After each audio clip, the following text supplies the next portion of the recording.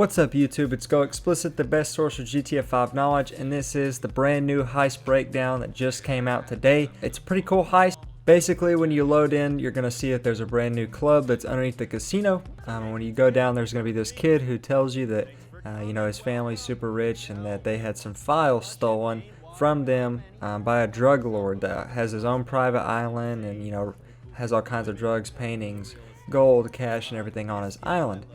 So to get on, you have to actually buy a submarine, which is super cool. You use that submarine to do setups and everything, just kind of like you did it in the arcade stuff that came out recently. And then you actually go to the island with a band, and you actually get to scope the island out, kind of like you did with the casino. And then you find all the entry, exit points of his compound and everything, where he's hiding the files. And then the heist itself is actually going, stealing the files, and then in addition to that, you can get extra money for yourself by stealing drugs and gold and paintings and all that good stuff. So you can do this solo, but you can also do it with 2 to 3 people. So I'd recommend at least doing a duo, just because you can't hold that much and you have to have at least another person to help you with key cards in the heist, which I'll talk about a little later. So it's a pretty cool heist.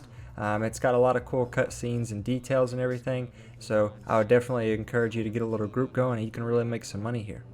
Hands down, probably the coolest thing I like about it is the submarine that you get to buy, customize, put all kinds of stuff into. It's just like a yacht, and it can fast travel around the map, so I thought that was really cool, but you get to put your own flag on it. It does have a sonar station, so you get to see everything in the ocean. It has guided missiles, which is really, really cool. It's super beneficial because you get to just pull up on a coast and then take out whatever you need to quickly.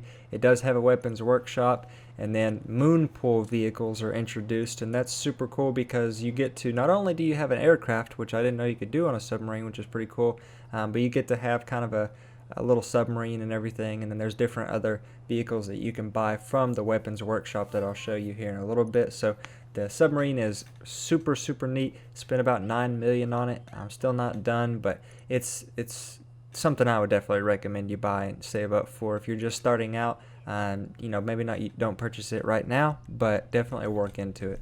And some other benefits is the submarine does actually have snacks and stuff for free that you can go through and get, so I thought that was pretty cool. And then the actual moon room that I talked about earlier, it holds all of your aquatic vehicles.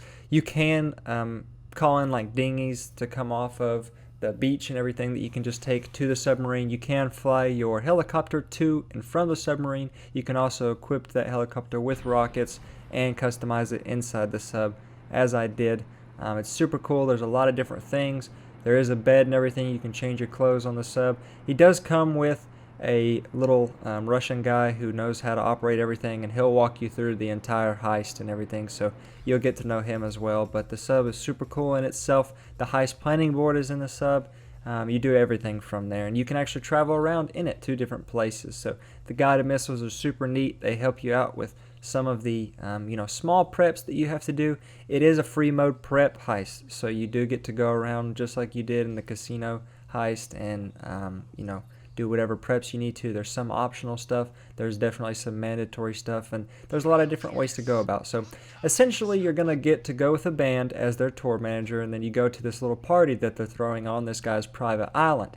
And then while the party's going on, you sneak away in the beginning of the heist, and you have to actually go scope out his compound, find where he's hiding everything, and kind of just find the entry and access points and everything. And so I'm going to be having a video that I'm going to do here in a little bit and post that for all the points that you can have, and there's different escape routes as well. But essentially you just go and you hack into his cameras, and then you get to see around his compound. The island itself isn't too big. You can run across it. It just takes a second, but there's also vehicles that you get to drive around, which is pretty cool, but you have to be careful not to be spotted. So once you hack in, you're going to see the cameras and everything. You get to watch a Panther Mala guy that this ruthless dude throws into there, which is really GTA 5 of them to put into. And then you just scope around the cameras, and you actually find each little room that's holding something worth monetary value to you. Once you scope everything out, you fly back home, and then you actually begin the heist itself. So you go to the sub and you do all your prep missions and everything. So like I said, there is some mandatory stuff. There is some optional stuff. So first off, your main target is the files that Madrazo actually puts you into, but the secondary targets, like I said, the gold and paintings and everything that you can scope out are worth a lot more. So if you can bring in more people to help you carry it all while you go out, then you'll make a lot more money. And there's stuff inside the compound itself, and then when you're actually escaping, there's different like drugs and whatnot hidden around the map. So while you're escaping, if you can get away from everybody shooting you, then you can actually steal more, make even more money. So I think the total that you can steal is about 4 million, but that just depends on how many people you have and what you can steal. So you are required to do at least one approach vehicle, and so you can use the sub, you can fly in, you can use different boats to come off of different coasts, whatever you want to do, but you do have to have one approach. You don't have to do all 5, obviously, but you do have to do one.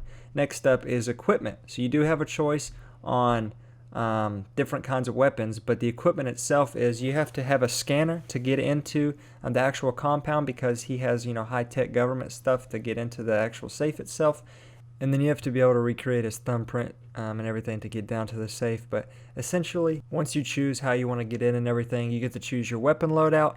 You can go in loud, you can also be silent and put in suppressors. It's totally up to you. And then you actually get to choose between some disruption options, so you get to basically just take away their armor, guns, air support, things like that, if things do go south, which I would recommend in your first or second time trying this, because it is not a very easy heist, especially if you're doing it solo. I did my first try solo, and it was pretty tough, making my way around and finding the easiest way to go through things. So I would definitely recommend that. But once you get everything together, how you want to go in, what you want to use, and then how you want to exit, it's a pretty simple heist. So once you begin, you basically just come in. I chose to go through the submarine the first time, and then I just swam to shore, and then I snuck around to the compound. So like I said, it's just going to be some different trial and error methods as far as making it in the compound, if you want to go loud. If you don't, if you have more people, that's obviously just going to be easier to take people out.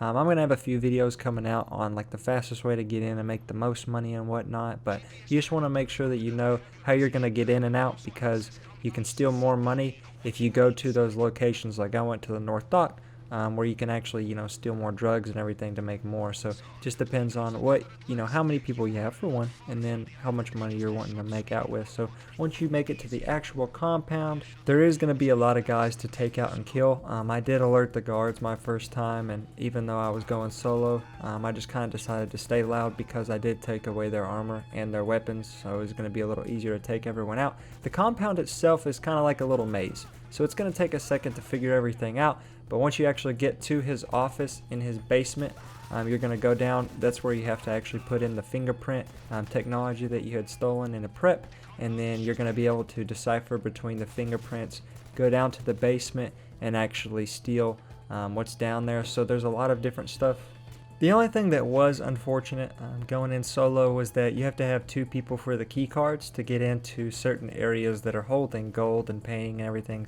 That's worth money. So that's why I'd recommend at least going in with 2. I think 3 people would be a clean sweep, but I'm just not sure if you can make it out with everything quickly and what kind of cut you have to pay them. But there's different entry points to the compound itself. There's the main entrance, obviously, and then there's different side entrances, and then you have to actually find tools in order to like climb walls and stuff to get in. So there's a lot of different options you can do.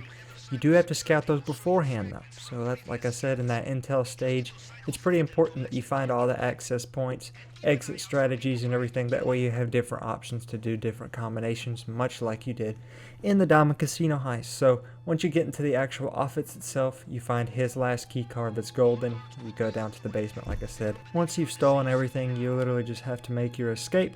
And so like I said, if you do your exit strategy correctly, then you can actually steal more money coming out, but you can only hold a certain amount of loot in your bag. So remember that.